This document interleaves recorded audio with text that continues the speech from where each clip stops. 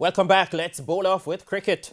The West Indies suffered a humiliating 6-wicket defeat to England in their opening encounter on Saturday at the T20 World Cup in Dubai.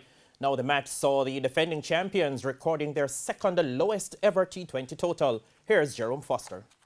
Adil Rashid's stunning figures of 4 for 2 from 14 balls. In the chase, England's main aim was to spike their net run rate, but in doing so, handed some silver linings on a gloomy day. Ravi Rampal got rid of Jason Roy for 11 before a mix-up reduced the English to 36 for 3. Akil Hussain in his first World Cup match pulled off a spectacular catch to bring some smiles to the faces of a team that suffered throughout the encounter. Josh Butler, 24. Obviously, we didn't bat well. It's disappointing to start, the tournament, like that, being defending champions. But having said that, it's something that we just need to accept. We accept it fully. We take full responsibility for what transpired out there. And for us, as I said, games like these, you try to bin it as quickly as possible and you move on. With a negative 3.97 net run